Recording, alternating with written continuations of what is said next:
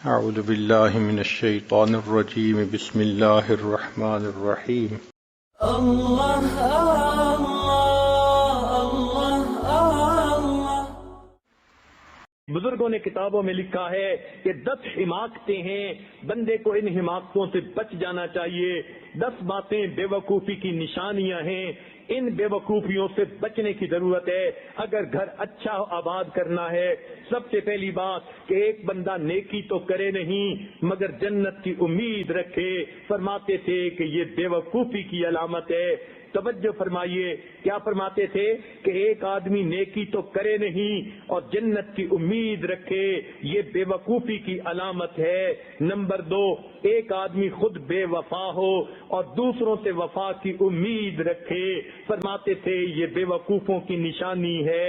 تیسری بات، ایک آدمی کی طبیعت میں سستی ہو اور وہ چاہے کہ میری خواہشیں پوری ہو جائیں، فرماتے تھے یہ بے وقوفی کی علامت ہے۔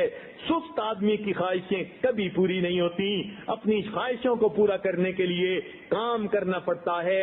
تو فرماتے تھے کہ سستی ہو بندے کی طبیعت میں اور دل میں امید رکھے کہ میری خواہشات، میرے آبجیکٹو پورے ہو جائیں گے، تو یہ بے وقوفی کی علامت ہے۔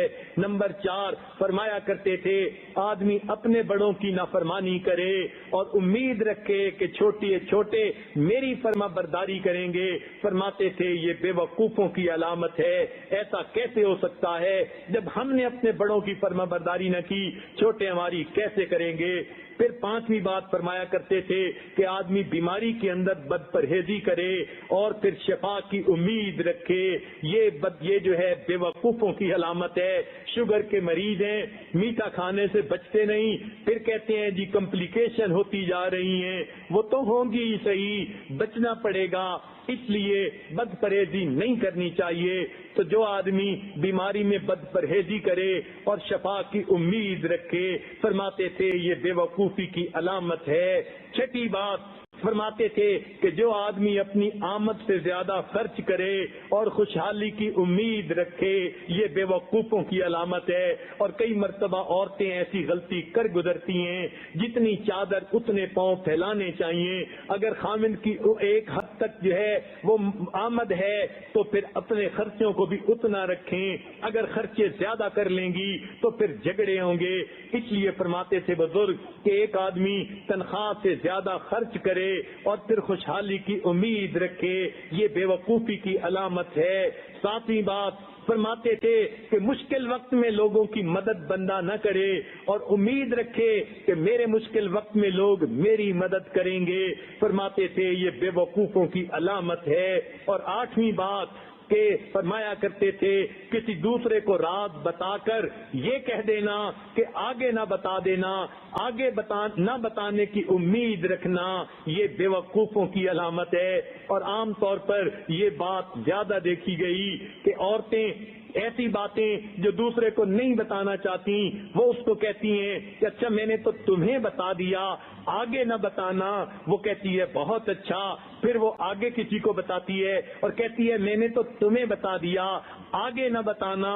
آگے نہ بتانے کی امید پر یہ راز اوپن سیکرٹ بن جاتا ہے، ٹاک آف دی ٹاؤن بنا ہوا ہوتا ہے۔ اور عورتیں اس عادت میں اکثر ملوث دیکھی گئیں، دل میں بات رکھ نہیں سکتی، ذرا سی بات میں اپنا سب کچھ بتا دیں گی، جو پیٹ میں لیے پھریں گی وہ بھی بتا دیں گی۔ لہذا اس بات کا جو ہے خیال رکھنا چاہیے، راز راز ہوتا ہے۔ المجالس بالامانہ، مجالس کے اندر جو باتیں ہوتی ہیں وہ امانت ہوتی ہیں۔ اگر دوسرے بندے نے اس کو پسند نہیں کیا تو یہ باتیں دوسرے کے سامنے نہیں کہنی چاہیے، مگر وہ باتیں جو شریعت کی حدود کے اندر ہوں، باہر کی بات کبھی سوچیں بھی نہیں۔ لہذا ایک بندہ دوسرے کو راز بتا دے اور امید رکھے کہ یہ آگے راز نہیں بتائے گا، فرماتے ہیں کہ یہ بے وقوفی کی علامت ہے۔